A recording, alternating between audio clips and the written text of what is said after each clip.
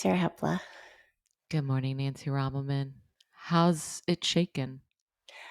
It's your friend virus of unknown origin here reporting Oh, for yeah, that duty. was your diagnosis. That was my diagnosis of waking up feeling like hot garbage. And it took me 5 minutes to put on my socks this morning. But then I took them off because they were too hot. Got to Oh, urgent your care. socks were too They were too hot. hot. I have to yell at my socks. But went to urgent care, Tribeca. Doctor's like, chest sounds great. Nose looks great. Ears look great. Don't know. Virus of unknown origin. But then I just want to say I walked home from Tribeca. It's probably about a mile and a half.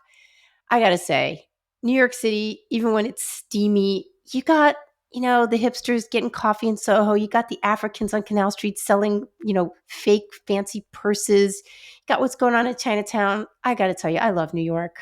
I I know love New you York. do. I New do. York loves you. And you look Oh, really, you told me, you were like, I don't know if I want to record. I look like shit. dog shit. And then you show up and I'm like, you Well, kind of look like you've got that like post-coital thing going on. oh yeah, I can assure you that was not happening this morning. But Sarah, beauty is in the eye of the beholder. So, If good you say morning. so. You look very sweet. We're here. We're recording for you guys. Hello, everybody. If you don't already know, to head over to our YouTube channel and subscribe. You should go do that. You should also. I know it sounds a little. I know it's a big ask, but if you could watch it over there, even just like in the background, go like do your laundry or get a manicure, because that helps us rack up some hours, because then we want to do fun stuff up there, but we got to rack up some stuff. So it's up to you guys. So anyway. I was aware that when we started on YouTube, it opens us up to a whole new level of commentary. Like YouTube comments are notoriously very negative, especially towards women, because it's a very male skewed user base. And so I kind of was worried, but then, we had this soft launch and really nobody was commenting. I mean, the No. bigger problem was like we didn't have comments. But then we had Ethan Strauss on, and you posted a clip of him talking from a recent episode, and there is a comment that I just love. I want to get It's it. the best. It says WTF question mark question mark question mark question mark question mark. That was insightful. Like, all things to all people. That's what we are, Sarah. I love it. I love it. It's like this person was like thunderstruck by the like drive-by insight of Ethan Strauss on YouTube. Ethan brings Cool. Ethan brings the rain, and I know we pumped him last time, but he's got a new show over on Two Way. If you're not watching, you should go watch him, because Ethan's the best. He's one of our faves. One of our It's on faves. Friday afternoons, 4 Yep. p.m. Yep. ET. I don't know if this is going to be up by then. We'll find out. We'll see. It may be Yeah, up we'll tomorrow. see. It may be up today. We don't know. But Random Offense is That's the right. name, right? And I want to remind our listeners that this Sunday, do you know what this Sunday is, Nancy? I do. I have Tell some ideas, but I don't know. You might be shooting down my ideas for I this always Sunday. shoot down your ideas. I know. Nancy is a popcorn popper of ideas. She's like, today, let's do the podcast from Nairobi. Naked. And it's like, well, Nancy, let's talk about that.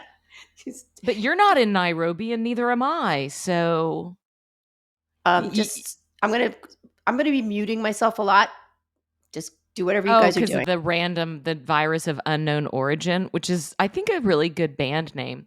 Yeah. But the point is, this Sunday is May 1st. It is our monthly June 1st. Oh my God. Just I did this the other day. It's June 1st. June 1st. And it's our monthly Zoom hang. And that is at 5 p.m. Pacific, 8 p.m. Eastern. We will send a link day of. This is for paid subscribers only. We have a great crew of regulars, newcomers. We chit chat. We show our cats. That's not a metaphor. That's not a metaphor. It's literally. Why are you giving away the Sarah? We show our kitties. We stroke our kitties. And yeah, it's a good time. It's really interesting, people. So yeah, if you're not a paid subscriber yet, you might think about it. We'll be there on Sunday, as we are every Sunday. We've got some things to talk about today, True. and a big topic that Sarah's gonna lead the party with. But I think, just to be timely, and I'm not going to go deeply into it because my better half, Sarah Hepla, she's always correct. It is definitely the case that I'm always ready to run right off the cliff. Let's go, and we'll see what happens when we You are fall down. Thelma and Louising us Yes, on a random Wednesday. I am definitely. Which is the one that wants to drive off the cliff? Is that Thelma? Which is the one? Are you Susan Whoever, Sarandon or I am? That's what I'm asking the question. maybe somebody who's watched that movie can tell us, but Okay. I'm that's Gina you. Davis. Whatever it is, I'm the Gina Davis character. It's also, you know why that's cool too? Because I'm the one that gets to sleep with Brad Pitt. I'm just saying. I, I, Um, I, I I really think that Gina Davis doesn't want to. I think I'm the Gina Davis Gina character. Davis, the one that wants to go off the cliff. You say that now like you're so sure of it when just a second ago you couldn't Well, remember. I don't remember which one is named Thelma and which one is named Louise. I don't remember that, Oh, but I definitely remember the scene in the car where Gina Davis is just like, let's just keep going. And Susan Sarandon, who's at the wheel, is like, wait, what? And she's like, let's just go. So okay. in any case, um, I just want to say one tiny thing about Taylor Lorenz. I actually might be writing an essay about this, as I got something spinning over in my mind. Sarah and I have been talking a little bit about this. I don't know the Can I exact interrupt you verbiage. for a second? Yes. Who's Taylor Lorenz for anybody that's listening and doesn't Okay. know, i.e., Taylor my mother? Lorenz was a tech reporter. I'm not exactly sure where she started, but she was at the New York Times for a long time. And then she kind of somewhat unceremoniously, I don't know if she left the Times or they kind of were like, hey, wouldn't it be great if you went to the Washington Post? Which she did. And then she left there. And now she has her own Substack, which is extremely popular. Taylor is definitely a lightning rod. I've met her. We're not friends, but I've met her. We hung out in Chicago. She's she's been in for a lot of criticism. She's been in for some praise. She has been pretty caustic in her views about COVID. She suffers from some unknown ailment that causes she really likes to wear a mask, and she's angry at people that don't. And she's been pretty vocal about this, which is, of course, it's a big issue. I know friends that are good friends with her, including Ben Dreyfus, who's a pretty good friend of mine, been in this apartment many times. And she had a tweet, was it 2 days ago or yesterday, where she basically was saying, like, guys, like, we got to move past like 9/11. Like, nobody cares about this anymore. We're just like, we have party. People are throwing cocktail parties with 9/11 themes. And, everybody knows there was like other stuff behind this, some bin Laden conspiracy or something. And it was kind of a shocking tweet to me. To sort of this sort of blitheness. Now, I definitely understand moving forward and I believe in it. Like, even today, I felt like shit, but then you got to keep going. My dad used to say, mind over matter, Nancy, go, just go. And you got to move forward. And to dwell on things is problematic. The more you focus on something, the bigger it grows. That said, 9/11 was a pretty big deal. And I think it's a big deal to a lot of people, reasonably so. We still have policy that is being made because of it. It was unbelievably violent. I know people that died that day. It's horrifying. And I think the sort of blithe way that she treated it was really, especially when she's like dressed down people for not wearing a mask and calling them murderers. Also, she's been celebrating Luigi Mangione. She's problematic right now to a lot of people. And I don't want to really pay attention to her. I'm not attacking her personally. I'm just like, what is this about? And Sarah, you had some kind of good insights because you're calm about this stuff and you don't really know what's in her heart. Do you want to mention a little bit about what we were talking about, just a little bit, when I brought this up and you said we'll maybe talk about this a little more deeply later on? Oh, sure. I wish I could remember what I said, but what I was talking about was a tweet that Megan McArdle had posted this morning. Megan McArdle is a writer at the Washington Post, I believe. Yeah. And she went off on Taylor yesterday, how fuck you kind of stuff, Yeah. which is totally understandable. It really got under people's skin. But Megan was on this morning saying, we need to have more of a conversation about what these what these platforms are doing to people and how they twist um, the human soul. Essentially, I'm not quoting her directly, but the idea is that, there are a lot of us that wouldn't say these things to people's faces, but this has unleashed our id in ways, and we get off into ideological standoffs. It's very hard for me to believe that Taylor Lorenz, who I don't know, actually thinks it's funny that 3,000 people died. I think what she's trying to suggest is that it was 25 years ago. That's been an entire generation. There's a generation of kids growing up who were not alive. I remember being in school in the 90s when we would make fun of crack babies. It's my friend and I had a list of things you can't make jokes about, and then we would make a point of making Yeah. jokes about all of them. And I just remember that the number one thing was crack babies. And this is what young people do.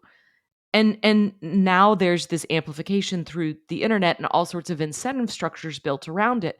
So I'm very loath to drag or I don't know this person. I don't know what her gain is, but I also don't think we gain a lot by paying attention to it, I think is what I would say. I I agree. We get in that pool, and then we all are in the cesspool, right? I'm just using that as a phrase. I will say, we all see things through the prisms of what are important to us. If you're a chef, you're going to see things, you'd food analogies. If you work on cars, the thing for me is that Taylor Lorenz right now is definitely being rewarded for this. If reward is, getting Attention. YouTube likes and And you're getting trending on Twitter. I mean, when I you're woke up trending this on morning, Twitter. she And was this is something, trending. look, when we get a lot of people that subscribe to us or we get liked, you get a big tweet, like it feels good. And if you're making money, and she does remind people to subscribe to my YouTube channel, this is got to feel good for her. And maybe she's on some kind of roll.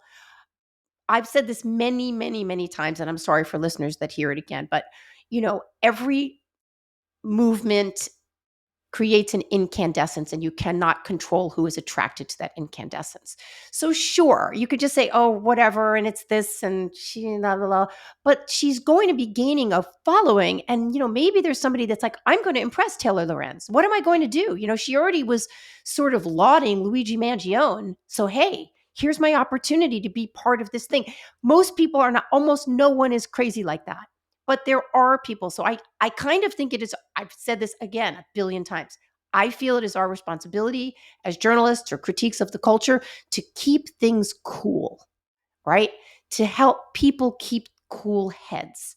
And I see this sort of thing as doing the opposite. I see it as riling people for either because they love what she's doing or they hate what she's doing. And I find it kind of sad and really kind of irresponsible. Maybe irresponsible is a strong label to put on it, but I guess I just also don't really understand. I mean, if you do it about that, then I guess the Holocaust doesn't mean anything either. And I guess that kid that got murdered by his father last week also doesn't matter. None of it matters. Well, what do you It's mean all just matter? Matter to material. who? Well, she's saying, why do people care about that's a boomer thing to care about. That was what she said. Like, well, nobody cares about this anymore. I don't know that I'm probably mangling the quote, but that was the essence of it. It's like, oh, this is like a boomer thing that people we have 9/11 parties now. Like, whatever. Why are you all getting upset about it? It's like, well, I don't walk around daily being upset about 9/11, but I certainly remember it. And I certainly think we kind of have to think it was a terrible fucking thing. Well, I've never been a fan of taboos, and I've always wanted to Yeah. push the envelope. And so when somebody tells me that I can't make a joke about something, I immediately want to make a joke about something. So it's very strange coming from somebody that, as you said, in our conversation offline, has been so strident about COVID and various other things. So it's inconsistent. It's This is definitely not Dave inconsistent. Chappelle saying, Right. hey, I can make jokes about whatever I want to make jokes about. This is somebody that really has shown to be quite humorless on Yeah. many other occasions. But the 9/11 parties thing was definitely a needle scratch. There probably was a 9/11 party. Sure. I mean, okay, There's been probably a Nazi party. I don't have a Um, problem with having a 9/11 party. I don't. If you it's a wanna do little that, that's strange. but you can do both. Like, where's that mean? Why not both? Why not if you wanna have a 9/11 party too, but also understand that if it means something to people or they've learned from it historically or they're writing novels about it. I just started Libra yesterday. Like this was Oh, a the huge, best book. it's incredible. There was a huge, I mean, the assassination of JFK has been enormous. It has created art upon art and music. It just never ends. And 9/11 is something like that too. And I think that we can nod toward that. I just thought she was a bit dismissive. So anyway, it's of course going to be fodder for the next week because now Ben Dreyfus, they're very good friends. I hung out with both of them in Chicago during the DNC. He's kind of getting on her case today a little bit while he's been her big defender. So of course it's going to be I'm sure it's going to be on Blocked and Reported next week. So anyway, you heard it here first, guys. Well, or third, but Third or yeah, seventh. yeah, You're seventh, right. depending We're on when late to the this game. goes Yeah. up. But the point is, this is a part of a larger conversation we wanted to have about the Yeah. progressive left's tilt into violence. We mentioned this last week. We were going to make that the topic of this conversation, but we had a guest that wasn't able to come on, so we're going to uh, We will wait have and him on, and I will just say, because it's funny, he was like, yeah, I'm gonna be away on vacation, with my family, but yeah, that's great, we'll do it. And then he came back, he's like, wife's a hard no. Like, you are not fucking recording while we're on vacation, so we'll get I him would in. do the same thing. I would I do the know, it same, was so funny you're though, like, not doing a it was like, podcast on yeah, our vacation. and then the next tweet was like, oh, wait, sorry. I was like, wife, don't hate us. So, No. yeah, we'll have him on soon. Anyway, we're here to talk about some other stuff, which my better half is definitely going to take the lead on because it's something close to her heart. Oh, And yikes. well, Please make that the blurb yes, for my career, is that Harvey Weinstein's transgressions are close to my heart. it's going to be on your tombstone. God. It's going to be Brock Turner apologist, Harvey Weinstein lover. Anyway, all All right, my whole career, compassion, vulnerability, eloquence, is all gonna all out the be. window, all gone. All right, No, but guys, you're right. You're right. Yeah, The Harvey Weinstein case has been kind of close to my heart, or at least close to my brain. I've been obsessed with it. yeah, I think careful listeners know that I have a "It's a Wonderful Life" type, um, habit of listening to a 22-hour podcast on the Harvey Weinstein trial every year. I've done it for like 3 or 4 years now, and it's every single time I watch it, listen to it, I hear something new. I may do it today because I've finished a big story. I oh, may good for just you. like I'm gardening right now, which has been fucking awesome. I love Oh, I have gardening a so garden much. too. Oh, I know you do, but can I tell you something really quick? Yes. For the first time, I'm growing stuff from seeds.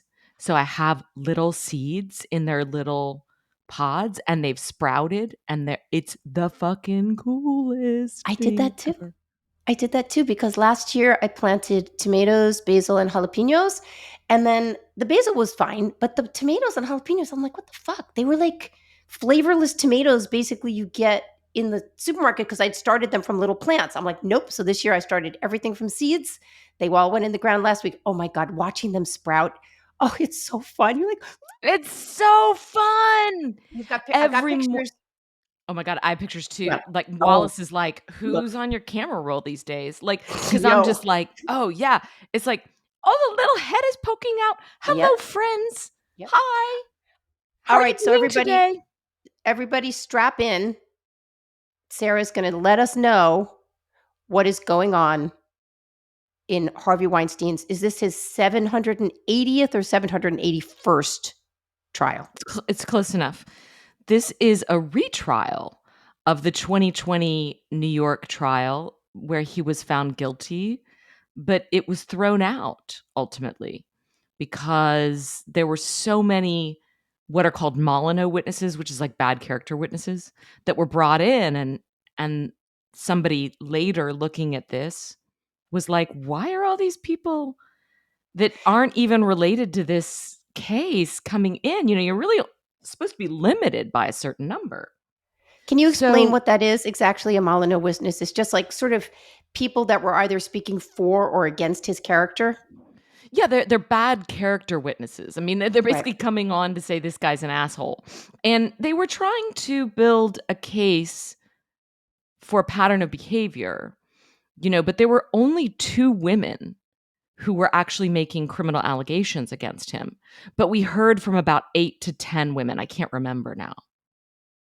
And there's also a series of decisions that were made by the judge in that case, having pretty closely followed that trial, that the judge makes some wild decisions about what can and cannot go, and it doesn't feel right. So it was eventually thrown out. This is the retrial. It's been going on for about 3 weeks, maybe longer, maybe 4 at this point. Have you read anything about it? Have you heard anything about it?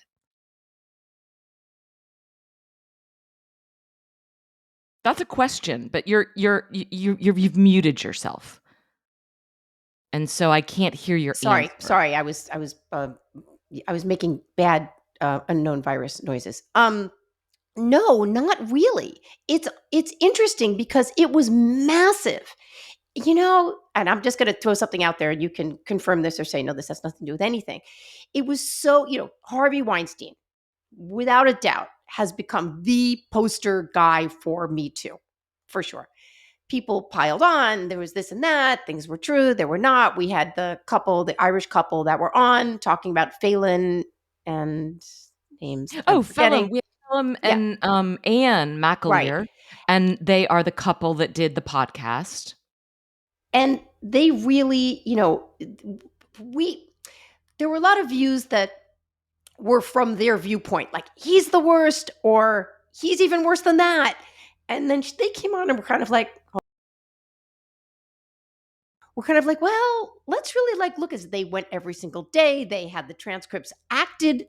It's an amazing. I can't believe the amount of work that they did. They should have won the Pulitzer Prize for that. I mean, it's Incredible. an absolute amazing journalistic document, and And it was largely ignored by the mainstream press. well, I'm going to, it's a supposition, and you can tell me whether it has any legs, if that's not a mixed metaphor, because it didn't go exactly. I mean, it did, there were guilty verdicts in Los Angeles, but now the New York one got overturned. I think people are, burnt once, twice shy.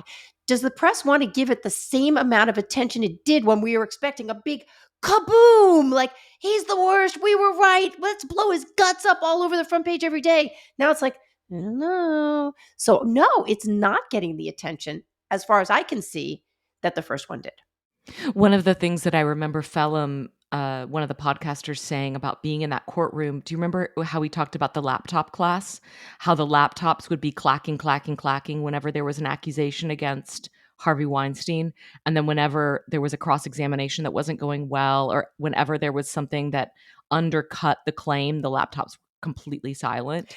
I thought that was fascinating. It's really, this just kind of defies my sense of how you do journalism, but continue. But I think your point about Harvey Weinstein being the poster child for Me Too is absolutely correct. And I think we can learn something about the movement by studying how people have responded to stories about him. Because when the stories first hit I think at the end of 2017, but I could be wrong. That's what's coming to mind. There's a New York Times story and then a New Yorker story. I mean, it was incendiary. It was absolutely, everybody was talking about it. Everybody read it.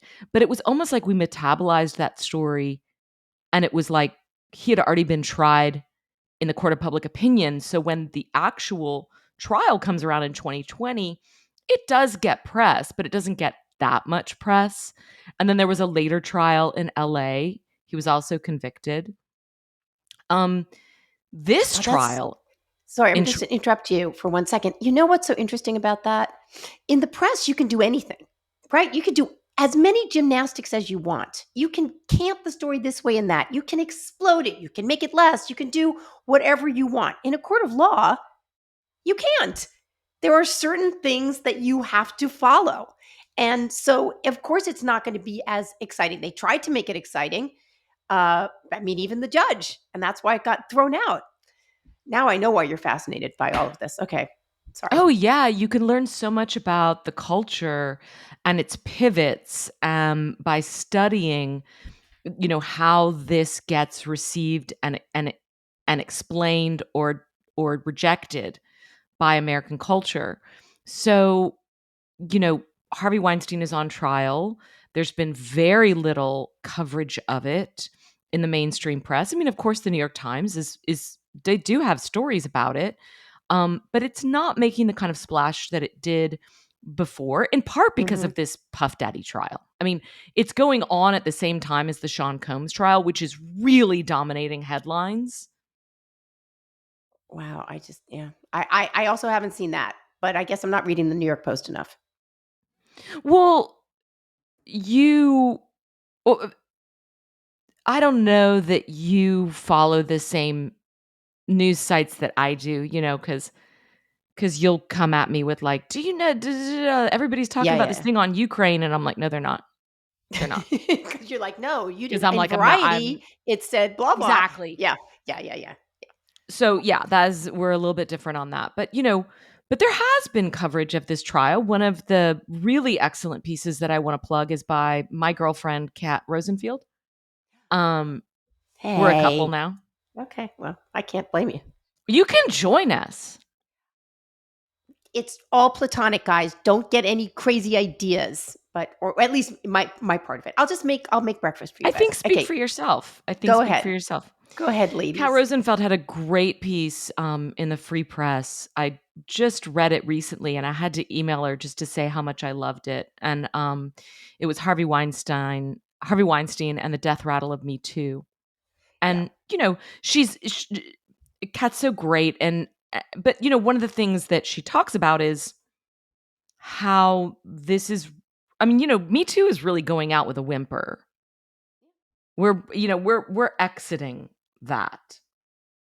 Um, I don't know where we are, like we're inside of history, so it's not clear. But there was also a Vox story that was kind of about how this moment represents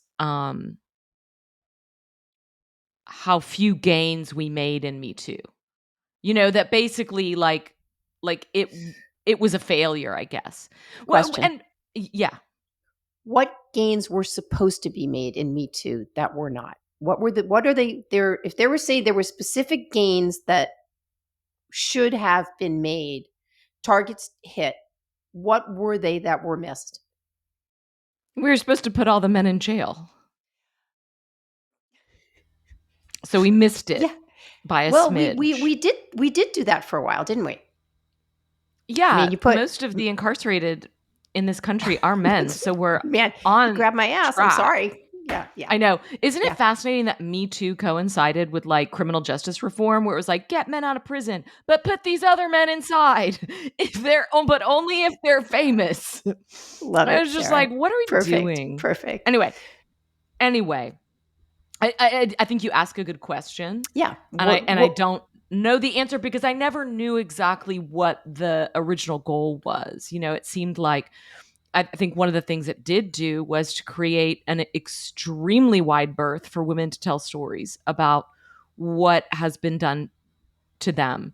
And it also created an audience shift in men who largely went from, I don't really care about that, to like, oh, okay, I need to pay attention. And, they changed the way that they talked about certain things. So I think it's made substantial change, but maybe not what this one writer was hoping for. I think the Harvey Weinstein case is so interesting to me in part because it is one of those examples of a case that everyone thinks they know, and yet the criminal trials are so different than what you have been told or read about in the media. And so there's a real disconnect. So people are kind of like, I know it already. And it's like, well, actually, you don't. If you read the New York Times piece or the New Yorker piece, none of those people that are quoted in that story, Ashley Judd, Aja Argento, who's gone into like witness protection program. Well, she, yeah. Mhm. You know, none of those people are in this story. This is a case that is going to look at, previously there were two complaints. Now there is a third. There's a third complainant. Um, she's been added to the mix. And my question about that I haven't heard addressed is, why was she not part of the trial in 2020? So this raises the question of, did she not want to be part of it, which would be reasonable. I wouldn't want to be part of a criminal trial. And then, kind of got fired up by the what happened and, okay, now I'll join. Or did they not think it was strong enough? If I'm Um, if I'm correct, and you correct me if I'm wrong, so they had a bunch of people that could have possibly been part of this trial, but then one by one they kind of fell away. Like, yeah. well, that doesn't really qualify. Hold on, I'm going to cough. Oh, Nancy's Or coughing. yeah, um, that doesn't really qualify, or no, well, the timing doesn't really work there. So they really then were left with the two. And also, you kind of have to want to come forward. There were people that just didn't want to. Um, Which is really reasonable.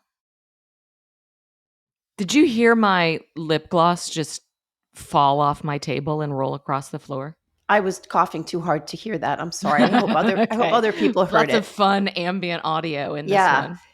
Um, Um so okay. So it's unclear why they went with two last time and why they've added a third, but let me just remind you who it was and who they've added, okay?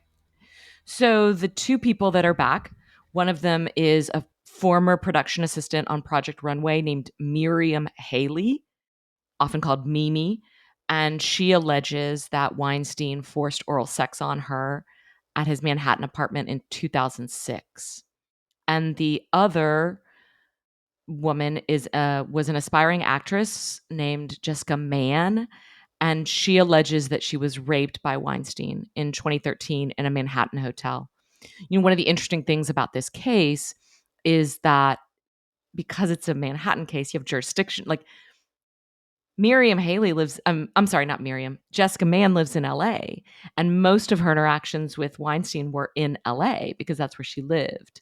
But they can only get him, I guess, on stuff that happened in New York. So this was something that happened on a trip when they were both in New York. Um, but it's very strange because you're hearing all these stories about LA and then none of them are, count here, I guess. do I Um, recall this correctly, that she is the one that they had sort of like, he flew her over to a film premiere and she had written him nice notes. And they, at some point, did at some point they ever have a consensual sexual relationship? yes. Right. Okay. Um, Yes. She's my vote for the lead character in this Netflix series because she is the most complicated, fascinating, grew up on a dairy farm, complicated relationship with her father, bails for LA just like every, young beautiful woman in the 20th century. in Christendom. Yeah. Yeah, and shows up in LA, tries to make it as an actress, isn't really succeeding, but through dint of circumstance and twist of fate, meets Harvey Weinstein at a party when she's 27, and they strike up a friendship that is clearly freighted with flirtation. Um, she maneuvers to kind of get as much as she can from that Right. without giving anything, but it quickly gets out of her hands. And the really interesting story um, is the one that she tells of going to lunch with a Right. friend. So there was also a friend of hers that was involved in this. That he's the connector. She's the connector. So the three of them go to lunch, and Harvey Weinstein is like, "Hey, I'm interested in casting you guys in an upcoming film." And then they go, "Oh, let's go upstairs to this hotel room." And so they all three go upstairs to the hotel room, but only Jessica is asked into the bedroom. And so the bedroom door closes. Her friend is left out on the couch, kind of like, well, as by the way, I have had experiences where I was like pushed out of the threesome. So I will always feel for the person. Like there I was in a threesome situation. I was like in college, and the two people were just like so into each other that I was like, I'm just leaving. And Although, I felt it was just like the story of my young sexual coming of age was like rejected at the threesome, you know? okay. Yeah. So anyway, I think her name is Talita. Anyway, I felt for Talita in that situation. She's just sitting there, the door is closed. What happens, we learn later, is that according to Jessica, Harvey Weinstein forces oral sex on her. But Can I what you can I need say to something? Sorry. So yeah. they're threesome hotel. One person stays in the living room, and she goes into the bedroom with Harvey Weinstein. Yeah. Does he force her into the bedroom, or No, do it's they like, just "Hey, go? We'll we'll be be back. back." So I know this is gonna. Why does she think they went into the bedroom? I don't know what Talita thinks. I can No, only guess. Jessica. Why does Jessica go into the bedroom with Harvey Oh, Weinstein? What does she you think is know, going to happen? I don't know. Maybe she thought they were going to talk. I have no idea. But what happens is that he goes down on her, and according to her testimony, she freezes up so bad that she fakes an orgasm in order to make it stop. Now, you Yeah. just rolled your eyes, and let No, me no, just no. tell you, I know. I women know. throughout history have faked orgasms to get out of I, all sorts of horrible things. I am And familiar. but here is one of the many wrinkles in this story is that after it's done, she tells him that was the best I ever had. And so, Well, because she wants something from him. You started by saying this. She's trying to leverage whatever this is in this relationship, just friendly, friendly, friendly. Now we've kind of stepped up. It's a little more than just friendly. Well, if telling him this obviously is she still wants to be, she's still playing some kind of, she's still in some kind of game with him. well, and they go on to have a 5-year relationship that is Right. alternately, I mean, if you thought situationships were confusing, in the Wes Lowry story, like wait till you see like Harvey Weinstein's relationships with women, because it pivots from friend to fuck buddy to mentor to you know it's so to father figure to money bags, and Yeah. it's just going all, and meanwhile he's married the whole time. Okay, Yeah. what I could never figure about this Jessica Mann moment, I would love to interview her at some point. I don't think she'll ever do that, but I would love to, because this is the pivot that has never made sense to me. After she leaves the hotel room and she and Talita go, that's the moment at which you would think she would say, "Oh my God, that was disgusting. I had to fake an orgasm." But what she tells Talita is, "That was the best oral sex of my life," or "That was the hottest thing I've ever done," or whatever. So Talita, who really didn't want to be dragged into this whole mess, did testify in the 2020 case quite devastatingly. And she has been subpoenaed to testify in this case. And I know that they recently, this was in a Variety story or Hollywood Reporter, that, the defense was saying they can't find her right now. So Oh, they Talita can't is like, find Talita? She's been no, wiped off the map? no, I mean, I think she's gone missing because she doesn't want to testify again. Her testimony was quite devastating to the prosecution because she also said, somebody asked her, like, well, what did Jessica tell you about Harvey Weinstein? And she's like, well, she said that he was her sexual soulmate. And it's like, then that became like headlines. So it's just, Can you imagine how much shit she's gotten? I mean, if you and I have gotten shit for being like a rape apologist because we want to no. maybe like say, hey, we want to maybe do process and da da da da da da. She has gotten to have had like, what kind of feminist? What are you against women? What are you blah blah blah? And it's like, I'm just telling you what she told me. You Yeah. don't have to like it. It doesn't have to match your narrative of what goals Me Too is supposed to hit. I'm telling you what she told me. Okay. And yet, Jessica Mann is still, why is she still considered to be the best weapon, in air quotes, for getting yet again a guilty verdict against Weinstein? Well, she has a story about a Manhattan hotel in 2013, which is several years into their entanglement, at which point they again go to lunch with friends. He says, "Let's go upstairs." She disappears upstairs. Um, she says that he injects his penis with a thing that makes it erect, and then he rapes her. And, part of the defense has been they brought pharmacology experts on to explain that this thing that you inject into your penis actually takes 20 minutes to work, and that it requires a lot of you can't just like inject it. It's like you have to like prep it. I've never even heard of this So by stuff. the way, I didn't explain one thing, which is that, they were never having penetrative sex. So even when they did have a consensual thing, the consensual thing seems to mostly have been him going down on her. Which seems to be his thing. I don't know. I don't Definitely. know. Like it, everyone is like, he did this against my will. Everyone. But you And have to understand, he had this very strange, I can't yeah, remember what it is. It's this very strange virus that affected erection. And so he can't get an erection. And so if yeah. that's the case, that does make sense. That would be your chosen form of intimacy. Well, this is it. So Or let's not, I just, don't know if I should use that word, but sexual okay. congress.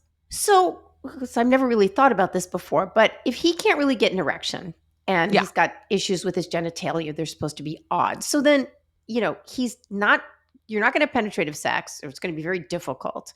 You're not going to really get a blowjob because this is also going to be difficult, if not impossible.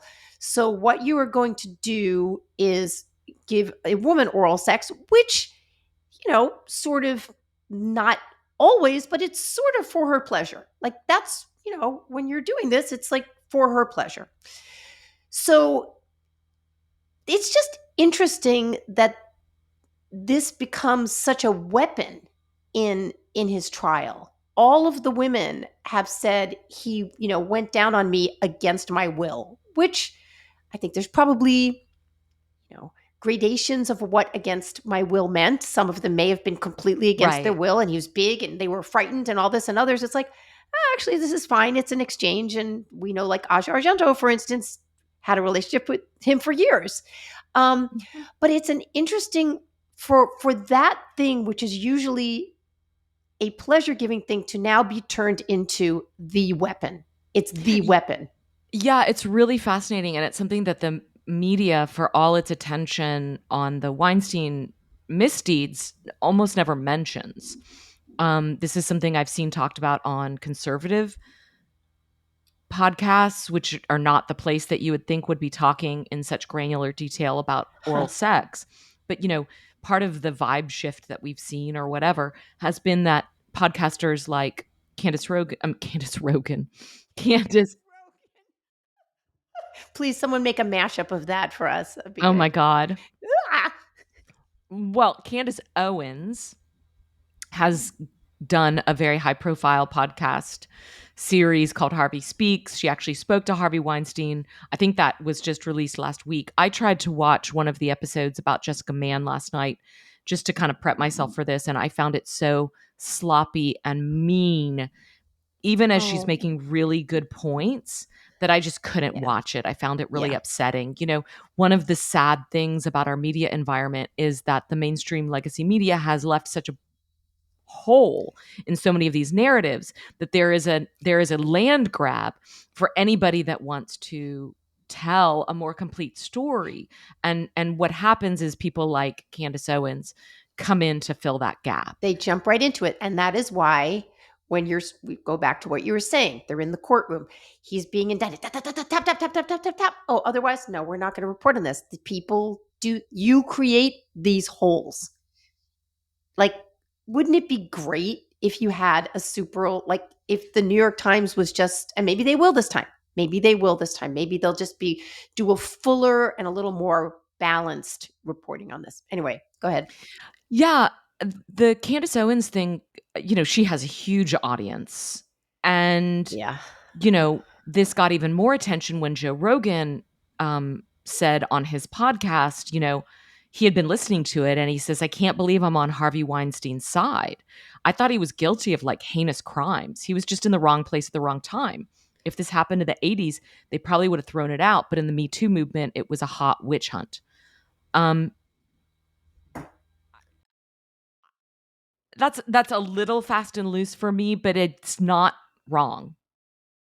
It's not wrong. And after the Rogan episode, Weinstein actually issued a statement to Huh. like publicly saying he was deeply grateful to Joe Rogan for his Huh. thoughtful examination of the legal challenges I'm facing. Hmm. It's just such an interesting moment.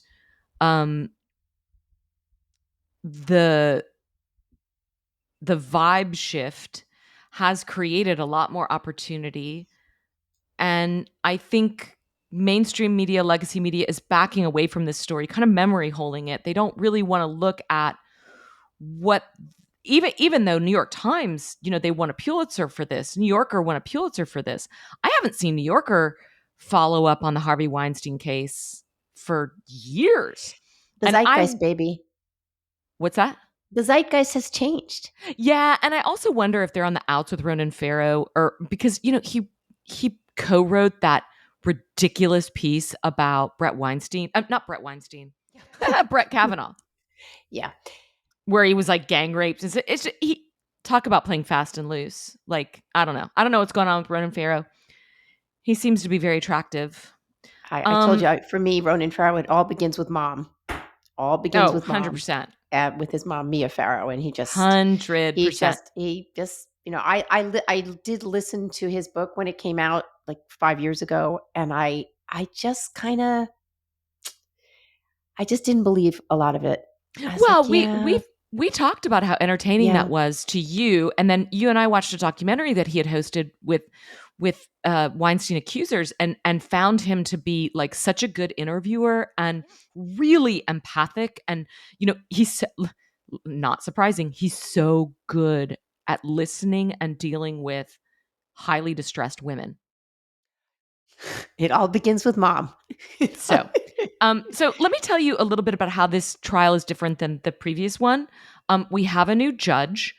This guy, Justice Farber, he's been described as even keeled and unflustered. So that just seems like a really good matchup. We also have a third accuser. She was originally anonymous. She has since revealed her name. It's Kaja or Kaya, Kaja Sokola. And she has accused Weinstein of performing oral sex on her in a Manhattan hotel on one occasion in 2006. So, 2006, 19 years ago. right. Well, because we changed the statute of limitations. All these, by the way, all these stories, the latest one I think is Jessica Mann with the 2013. Well, isn't The that then a target?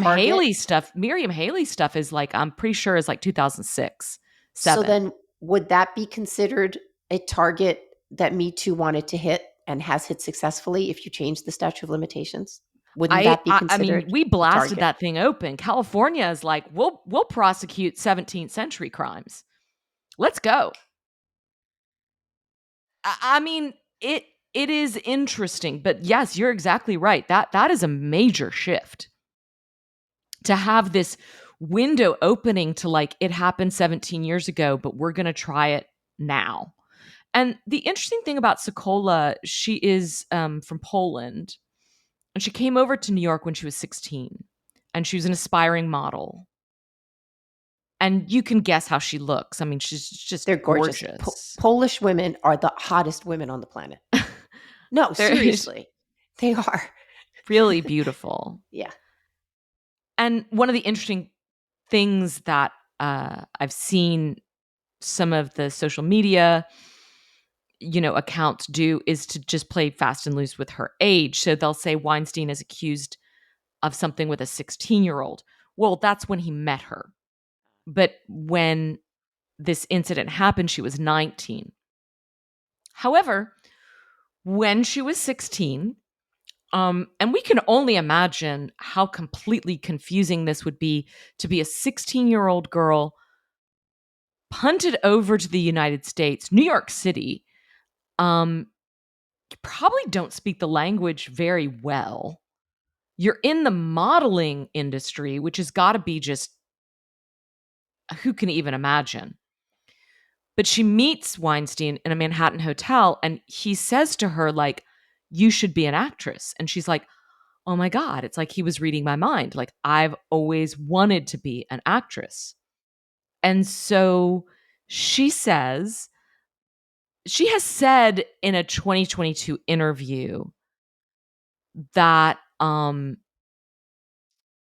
he coerced her into touching his penis or something like that and let him fondle her.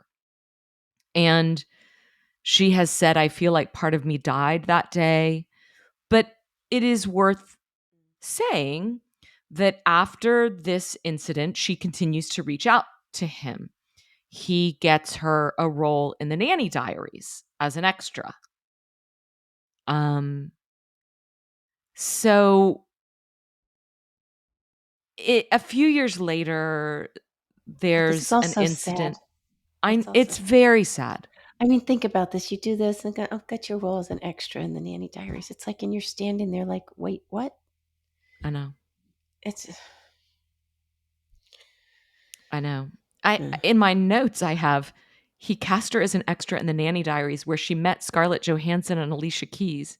I must have gotten that from some story. I don't know why or you I would dreamed it. have in here that but Weird. that I don't know if that's good or bad, but anyway, I think the point was that he was a connection to this other world that she wanted to be a part of. She is now older. We all are. She sued Weinstein, his brother, and Miramax in 2017. I think it was over this incident that That it happens happened when in. she's Okay. 19, Okay. and he performs oral sex on her. She says that it's forced. I've seen interviews with this woman. I found her very interesting, not over dramatic. But I just have to say that I suspect a lot more was going on if a Yeah. 16-year-old is alone in New York and modeling. So she's saying she was 16 when the forced oral sex happened? No, she's saying she's No, 19, 19. and Okay. this trial is they're looking at the thing that happened when she was 19, not when she was 16. I don't know why. I don't know why she's only really talked about the thing when she was 16 in interviews, but now, sometimes, well, I'm not even gonna guess. Um, but she's a really beautiful, well-spoken, and I also have to wonder what the hell was going on back in Poland that she just leaves at 16. You know, so when I hear something like part of me died that day, it's sort of like, well, I feel like maybe you had a dream about what America was going to be like and what this industry was going to be like and what stardom would be like, and this disillusioned you of that, and and that happens. That's what happens. To many, many, many, many, many people. Because you think your destiny is waiting for you somewhere. And then you get there and it's Harvey Weinstein who wants you to touch his non-penis and then cast you as an extra. That's not what you've been playing in your mind. Right. So the big question for this trial, the prosecution has rested. It has now gone over to the defense. And the big question for the trial is whether or not Harvey Weinstein is going to take the stand. He wants to, doesn't he? Didn't he want Well, to last time? he it was a big deal last time that he didn't, and the judge even made a point of asking him in the courtroom, Mr. Weinstein, there have been reports that you would like to testify. We would like to give you an opportunity if you'd want to. And then he says no. Okay. So, probably most people listening to this know that as a general rule, you do not put right. the defense witness on the stand because you have more to lose than gain as a general rule. The judge in the last trial also had opened the door that like he could be open to anything like unrelated to this case if he took the stand. So his risk was really large. Right. I don't think that's the case this time, but it's still a risk. And so his legal team and him, because of course he's going to be watching this like a hawk, are trying to game out, does it make sense for him to do this? And he has new counsel, which is typical. The name of his lawyer is Arthur Adala, who's a frequent guest on cable news shows like Anderson Cooper and Megyn Kelly. His name sounds familiar. Yeah. He's really smart. I mean, he's made he's made a lot of appearances on cable news about this, and it makes me a little bit worried. Like if I were Weinstein, I'd be like, yeah, are you but maybe at this point there's not that much trial prep you have to do, and it's more important to kind of move the needle on the court of public opinion. I don't know. But he told I think this was in the New York Daily News, Adela was talking about Weinstein, and he said there's a part of him that is seriously contemplating in a he said, she said case whether human beings feel obligated to hear the other side of the story. And I think that's a really interesting point. In other words, that, in murder trials or some of these other things where we've set up this idea that the defense witness shouldn't go on the stand, that's kind of from a different perspective to these cases where if it is a he said, she said, and you only get a she said, you're shit out of luck. And one of the things we know about Weinstein's defense witnesses is that they didn't show up the last time. They subpoenaed people that did not show up. But we were in an era where men and anybody that was going to defend Weinstein was like, sit down and shut up. It's our turn to talk and it's your turn to listen. Yeah. And clearly that's what happened. And the judge was sort of down with that. It's 2025. And I think maybe people are interested in listening more. I could be wrong. It could be I would love to see Weinstein take the stand. And even if this takes me down, I'm going down on my terms. I mean, in a almost tragic hero kind of way. Now, he is also not well. He's like 80 years old, right? You keep saying that. I think he's like 76. Oh, sorry. Okay. He's old and ailing. Yeah. And he is not, he would like to live the last years of his life outside of prison. Now, that's going to be hard because even if this gets overturned, even if he gets found not guilty, he's been found guilty in LA. In Los Angeles, yeah.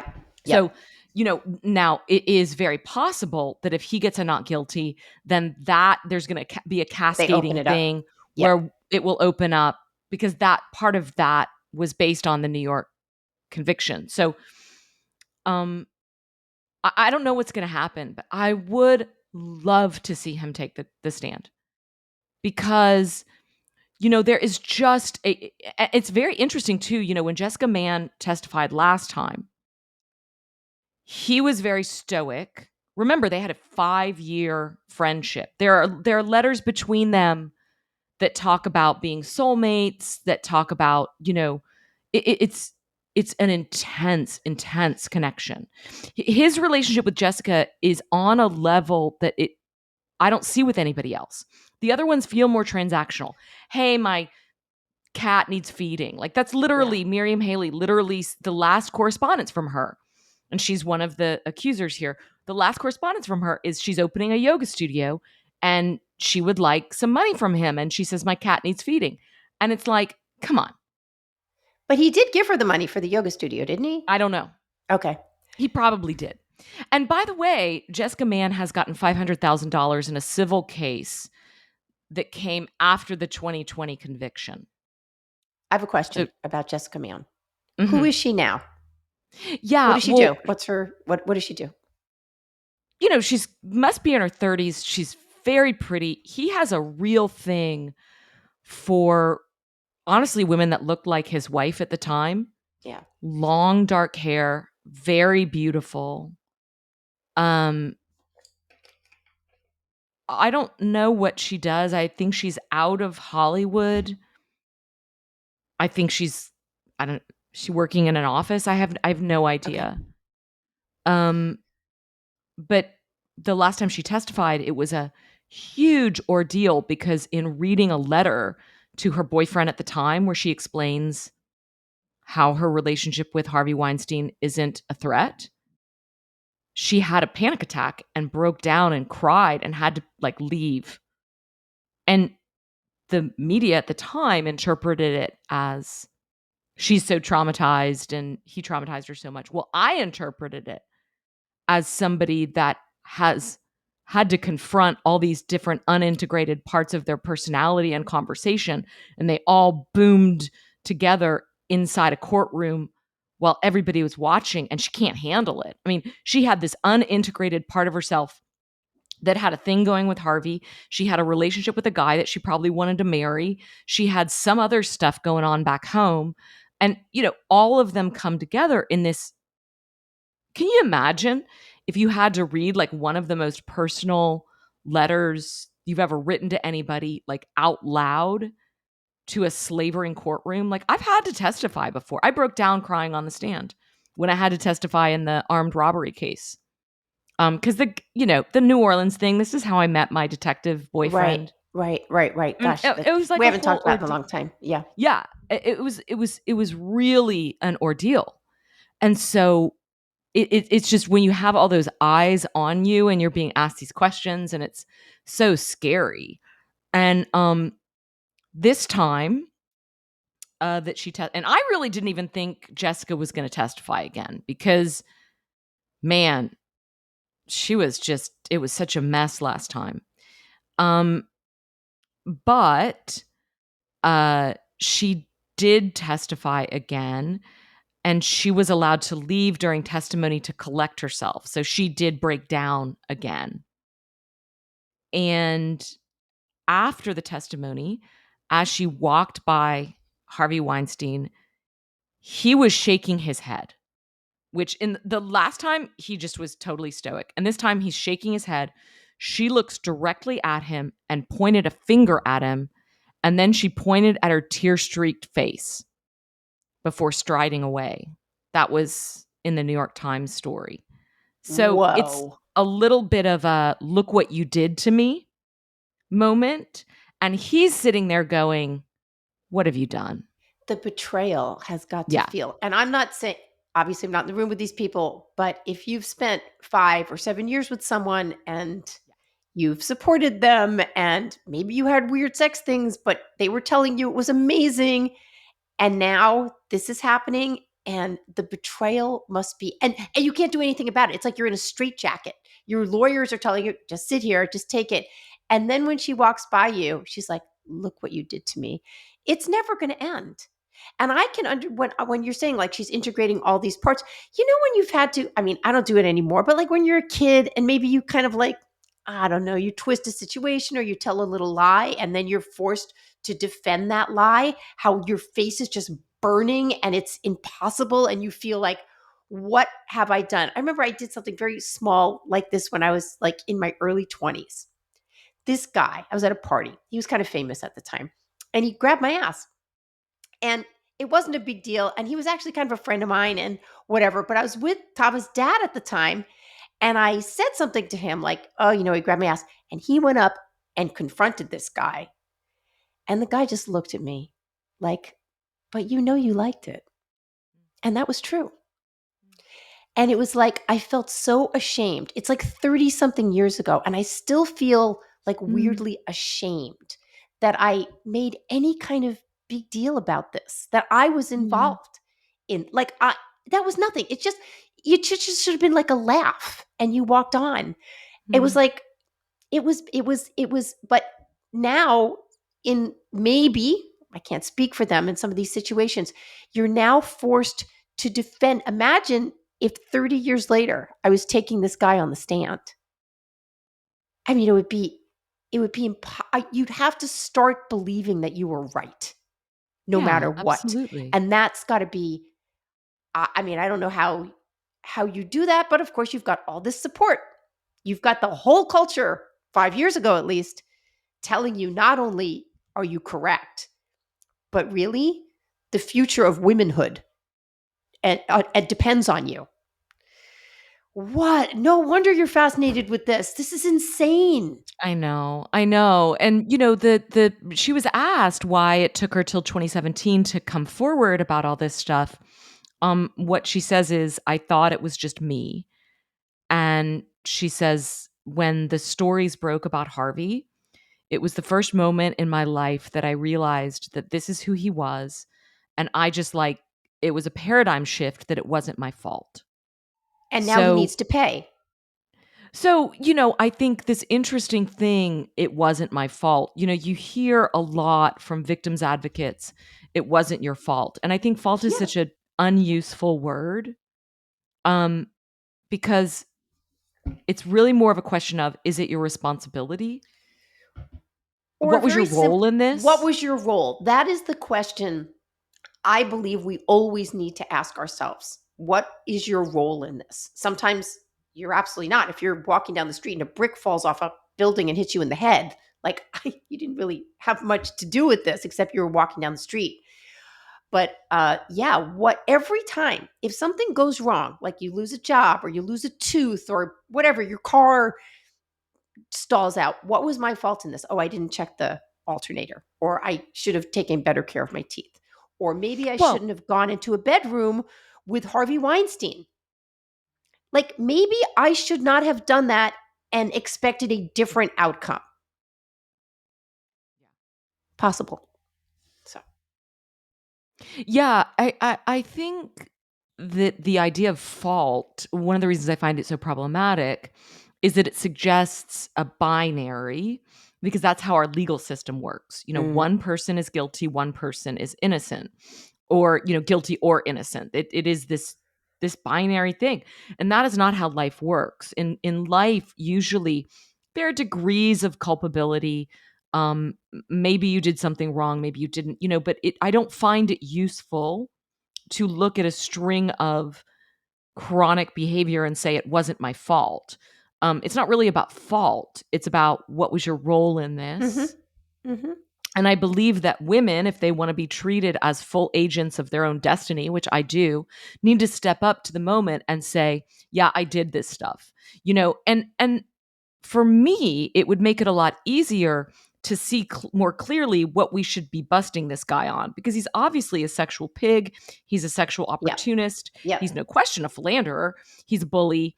Um, you know, if we could cut out the the stuff that is kind of, supposed to be red meat for the headlines, but we're drilling down into what was really the criminal trespass, if there is one here, because I'm willing to believe there's criminal trespass. I'm just not sold that it's on the level of what these cases have tried. Now, the Diddy case is actually different. I think they are proving. I think they're proving racketeering, which is a big charge. I think Diddy, one of the biggest stars of the aughts, is probably going to spend the rest of his life in prison, which is the case for mafioso bosses. And, he kind of was one. And the interesting thing in that case is that Cassie, who is his girlfriend for many years on and off, isn't implicated in this at all, even though she was the one making the appointments. So certain people have been absolved, and he's going to take the entire fall. But I don't have a lot of sympathy for him. He let that guy take the fall for him when he accidentally shot somebody in the face back in '99. Huh. I just can't. My soul hurts for everybody involved in the Diddy case because it's a soul sick Yeah. trial, and that's true of this. That one is about the music industry and it's sort of depredations. This one is about Hollywood and its ugliness. You've written eloquently and robustly on that subject. Indeed. You're looking at me funny. No, I was You like, have a what story? And book. then I was like, yeah, I have a book, $40 in a You dream. have a Sorry. book on this topic. Yes, I do. Sorry. Gosh. Okay. So, you know, before we wrap Yeah. up on Yep. this, it's unclear who's going to be testifying in his defense. There was some discussion at one point that Candace Owens might be called. They have, My head's going to explode. I think they are doing everyone a solid by not calling Yeah. her. She's apparently just had a baby and they have declined to do that. But she did at some point have a conversation with Jessica Mann about this. I don't know where that is. Like I said, I couldn't get through the hour-long episode about Jessica Mann that she had. It was just too mean. And I don't like that. And the other person that's been subpoenaed is Gloria Allred, who was Jessica Yeah. Mann's civil lawyer. And then didn't her daughter, Gloria Allred's daughter, was also doing some work for Harvey Weinstein during the whole Yes. trial? So Allred's out there with all the victims. We support women. We support women. Their daughter's like, yeah, so listen, it's going to cost you this for me to spin it this way. We're going to do this. This is the next American Crime Story Oh, freaking series. It's just going to be a fully. mini series. I mean, think about it. Your daughter learns all your tricks by growing up at your side and then comes of age and basically pimps out her knowledge to the other side to best you in court. Money, money, money. Epic. Now, Allred's daughter did leave that case. She was Yeah. only on a consulting basis early on she never was in the courtroom. She never had anything to do with it after this early consulting was, I think, around the time he was getting crunched by the New York Times over this story that was about to break. So, but I don't know if Gloria Allred's going to take the stand. So if any of these people do, that will put, including Harvey Weinstein himself, that will push this back into the headlines because that's quite a deal. But it will probably have a verdict in the next 2 or 3 weeks. So we'll see. It's right here. It's right near me, right? It's right down the street. Oh yeah, if I were living in New York, why don't you I'd be there. come? Why don't you come? I'll think about it. It's not a bad idea. Yeah, remember who was the person that told you to go cover the Depp Heard trial, and you did. It was you. Saying, you come. It's literally walking distance from my house. This is why sometimes I wind up making videos because someone's like, "Oh my god, this is happening right now! Run down there!" and like just run down and get it. I mean, it's so close. It's so close to my house. So are the Sean Combs and the Weinstein trials taking place in the same courthouse? I don't know because I haven't been following these stories, but the court, they're all right here. I mean, there's federal court, there's New York court. I mean, I don't know, so Sarah, they would but be it's right different. here. I think they would be different because this Okay. would be New York State court, Okay. Right? and Diddy is federal. Right. So, but they're around the corner from each other, Sarah. Round the corner. Oh my god, Anyway. I'm gonna look at tickets after we finish this. So, can I say one more thing? Yes. Russell Brand pled not God. guilty today in a trial against him in England that is set for court in June of 2026?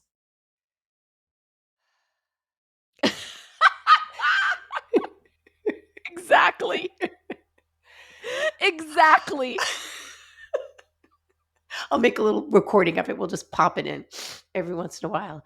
All So right, good. we're kind of bumping up around time. We got other things to do today. So, Sarah, what's in your hot box? Like, if there's any room in your hot box for any, except for listening number 47 to the My Weinstein hot trial. box has so much room. So hot, So so much room. boxy. Is that nobody wants to hear that? Nobody wants to hear like Your hot box is enormous. It's like as big as a huge. sauna. Like nobody, no woman is ever like, my vagina is huge.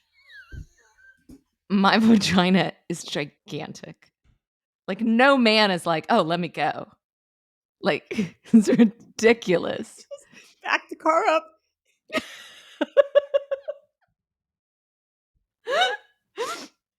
It's just silliness. Woo. Okay. Silliness. You know my vagina is not huge because I'm It's 5'2". I it's couldn't normal. fit it. I'm sure you have a very normal sized vagina. Thank you. Okay. Anyway, what's in that normal sized hot box? Oh God. I have an answer to this. Oh, I know. What is it? Oh my God. I watched a docuseries on Dale Earnhardt and Dale Oh, Earnhardt Jr. It's on Amazon Prime. I highly recommend it to you and Matt. I oh, great. think you guys will love it. I do not give a shit about racing. And I found this so compelling. It is a story about family, it's a story about class. It's a really interesting. It helped me understand why NASCAR became so big in the South because there are no professional teams in a lot of these states, Arkansas, um, Yeah. Right. Mississippi, et cetera. They don't have professional teams, they have NASCAR. And so I didn't realize that. And I knew Dale Earnhardt, but I knew that he had a son, Dale Earnhardt Jr., but I didn't know the story of them. I didn't know how, The tragedy. yeah, Yeah.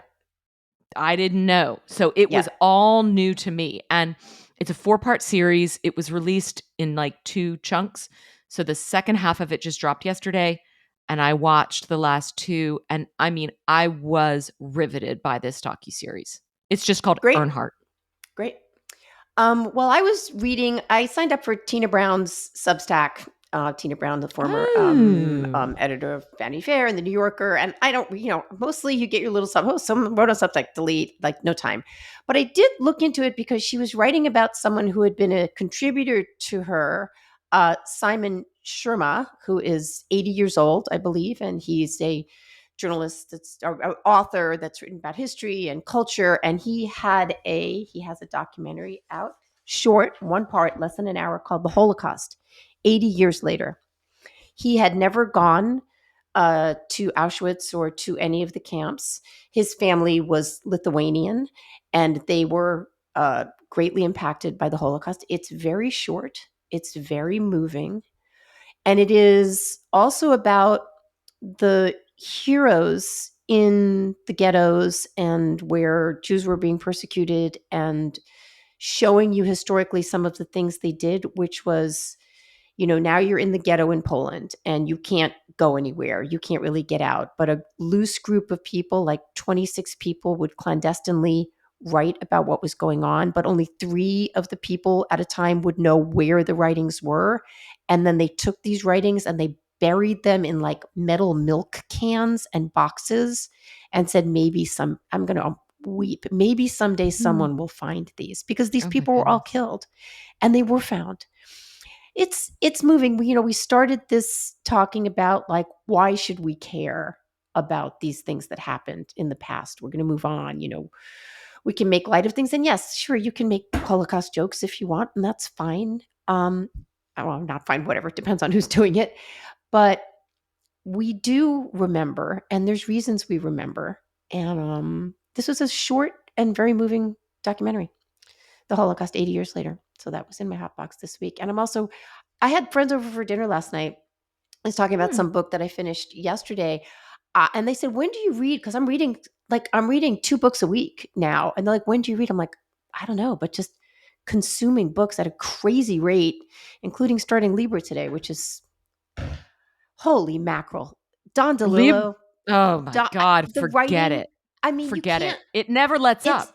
and it's just there's like so Aaron Gwynn was a guest on our show. I actually haven't read any of his fiction yet, but I love his tweets and I love what he's doing in terms of the like the honor and care and respect and observance of great fiction, because there's all kinds of books you can read. You can read like a silly fiction book, you can read a thriller history book, and then you get to the real stuff, man. And DeLillo, I'm reading this book going, dude, I'm just like bowing. It's unbelievable. It's unbelievable. And even I have so many assignments this weekend, but really what I want to do is stay in bed with my Gatorade and my tissues and just read Libra all weekend. That would be my dream weekend.